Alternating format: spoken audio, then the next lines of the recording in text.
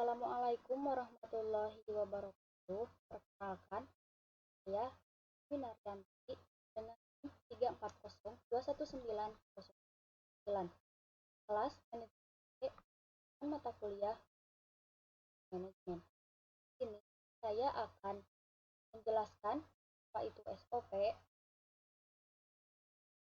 Ini menurut Wikipedia, proses operasi standar atau standar operasional prosedur adalah satu alur atau cara kerja yang sudah terstandarisasi.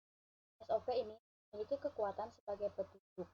Hal ini mencakup hal-hal dari operasi yang memiliki suatu prosedur tertulis yang pasti. SOP disusun sesuai dengan kebutuhan, visi misi masing-masing perusahaan atau organisasi dengan tujuan yang berbeda. Ini menurut para SOP, menurut pendapat ahli, ada Laksmi itu dokumen yang berkaitan dengan prosedur yang dilakukan secara kronologis untuk menyelesaikan suatu pekerjaan yang bertujuan untuk memperoleh hasil kerja yang paling efektif dari pekerja dengan biaya serendah-rendahnya. Kemudian ada Cipto Atmoko, yaitu suatu pedoman atau acuan untuk dapat melaksanakan tugas pekerjaan sesuai dengan fungsi dan alat penilaian kerja instansi pemerintah dengan berdasarkan indikator-indikator teknis, administratif, dan prosedur sesuai tata kerja, prosedur kerja, dan sistem kerja pada unit kerja yang bersangkutan. Kemudian ada Insani, sebuah dokumen yang berisi serangkaian instruksi atau perintah yang tertulis yang dibakukan tentang berbagai proses penyelenggaraan administrasi perkantoran yang berisi cara melakukan pekerjaan. Kemudian ada manfaat, fungsi, dan tujuan organisasi harus selalu membuat SOP.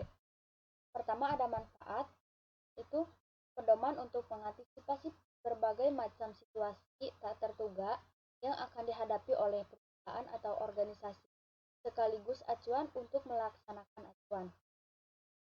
Selain itu, manfaat SOP juga dapat digunakan sebagai landasan hukum apabila terjadi penyimpangan dalam perusahaan. Adapun poin-poinnya, menurut penjelasan Menteri Pendayagunaan Aparatur Negara Permenpan nomor titik per garis miring 21 garis MPAN garis miring 11 garis miring 2008, yaitu sebagai standarisasi cara yang dilakukan pegawai dalam melaksanakan pekerjaan khusus, mengurangi kesalahan dan kesalahan. Bantu staf menjadi lebih mandiri dan tidak tergantung pada intervensi manajemen, sehingga akan mengurangi keterlibatan pemimpin dalam pelaksanaan proses hari-hari. Selanjutnya, meningkatkan akuntabilitas dan mendokumentasikan tanggung jawab khusus dalam melaksanakan tugas. Selanjutnya, ciptakan ukuran standar kinerja yang akan memberikan pegawai cara konkret untuk memperbaiki kinerja serta membantu mengevaluasi usaha yang telah dilakukan. Selanjutnya, ciptakan bahan-bahan training yang dapat membantu pegawai baru untuk cepat melakukan tugasnya. Selanjutnya, menunjukkan kinerja bahwa organisasi efisien dan dikelola dengan baik. Selanjutnya, menyediakan pedoman bagi setiap pegawai di unit perusahaan dalam melaksanakan pemberian pelayanan sehari-hari. Selanjutnya, menghindari tumpang tindih pelaksanaan tugas pemberian pelayanan. Selanjutnya, membantu perusahaan terhadap kesalahan-kesalahan prosedur dalam memberikan pelayanan. Menjamin proses pelayanan tetap berjalan dalam berbeda situasi.